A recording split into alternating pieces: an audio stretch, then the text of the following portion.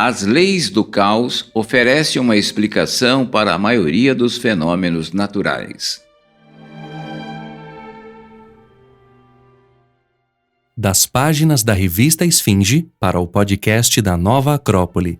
O artigo de hoje chama-se Teoria do Caos.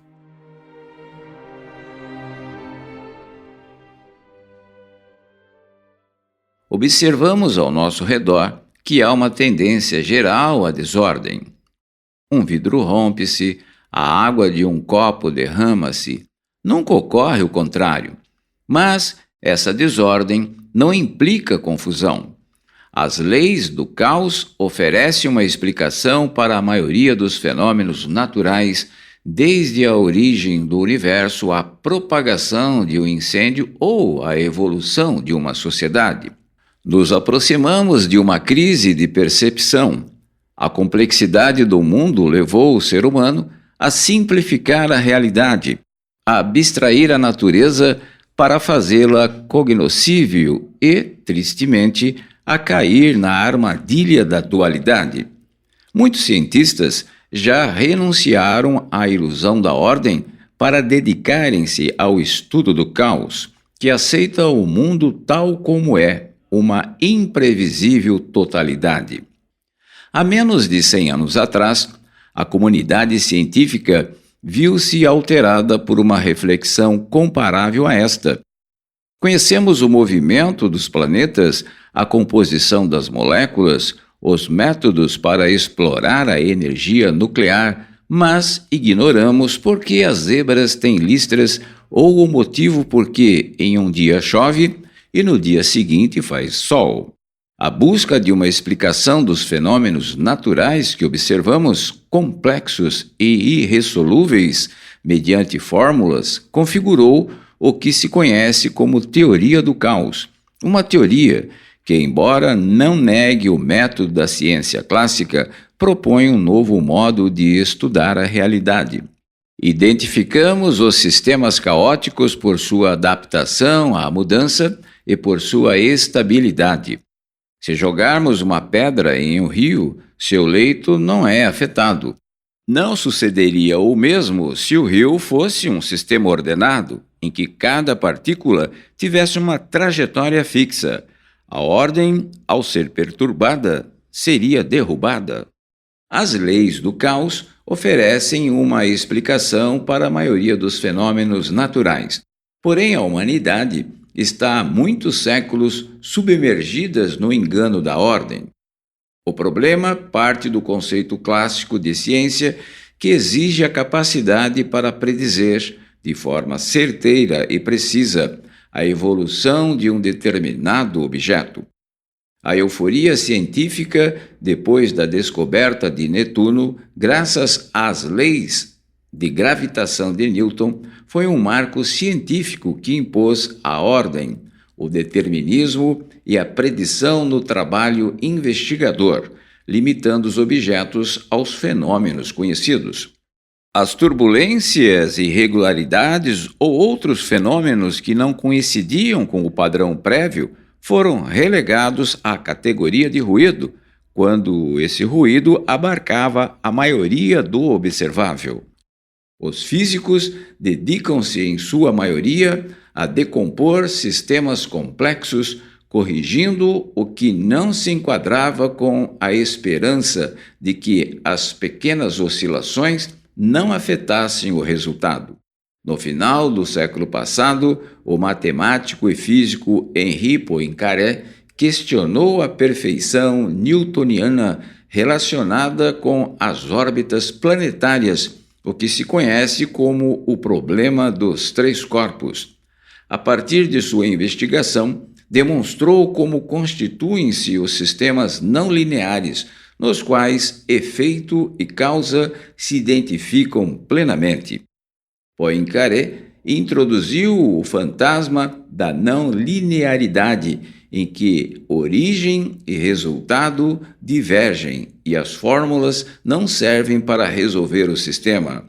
Havia sido dado o primeiro passo para a teoria do caos. Em 1960, o meteorologista Edward Lorenz deu, sem se propor, o segundo passo até a teoria do caos. Entusiasta do tempo, dedicava-se a estudar as leis atmosféricas e a realizar simulações a partir de seus parâmetros mais elementares. Estudando com detalhamento uma sucessão de dados, observou que uma pequena alteração nas casas decimais do processo fixou o final dos prognósticos a grande prazo e manifestou a extrema sensibilidade dos sistemas não lineares, o chamado efeito borboleta ou dependência sensível das condições iniciais, demonstrando que, mesmo a mínima perturbação no estádio inicial, pode ter um grande efeito sobre o resultado. Qualquer variação, seja em 1/1000 ou 1/1000º, constitui um pequeno ajuste que modificará o sistema até o ponto de fazê-lo imprevisível. A interação oferece resultados estáveis até certo ponto, mas quando supera o sistema, se derruba no caos. O caráter não linear e iterativo dos sistemas da natureza permite que instruções muito simples originem estruturas complexas. O astrofísico Inácio Garcia de la Rosa parte da pirâmide da evolução para tratar a complexidade. A maior parte da matéria, ele diz, encontra-se nos estágios inferiores e não forma elementos mais desenvolvidos, de modo que a pirâmide vai se fechando. Nós somos uma minoria em comparação com todo o material que há no universo. A pirâmide vai da abundância do simples à complexidade do escasso. Na física clássica, pressupõe-se que os objetos são independentes da escala que emprega para medi-los e que existe a possibilidade de relacioná-los com sua medida exata. O tratamento é diferente nos instrumentos empregados pelos cientistas do caos, como a geometria fractal e na lógica difusa. Bart Koskol, autor da chamada lógica difusa, afirma de modo incisivo que quanto mais de perto se olha um problema no mundo real, tanto mais difusa torna-se sua solução. Mas, se a precisão esfuma ainda mais o objeto de estudo, qual estratégia deveria ser empregada para estudar os sistemas complexos? Aqui intervém a teoria da totalidade, que concebe o mundo como um todo orgânico, fluido e interconectado. Se algo falta, não se deve buscar a parte danificada, mas sim há que se revisar o sistema por completo, por se tratar de uma unidade indissolúvel. O grande erro histórico da ciência consiste em observar a natureza de modo fragmentado e explicar tudo mediante a soma das partes, ignorando duas questões primordiais: a impossibilidade de colocar a totalidade no bolso, porque o bolso também faz parte dela, e a dependência que existe entre o observador, o observado e o processo de observação. O homem integra a realidade de modo que sua mera presença altera o objeto de estudo.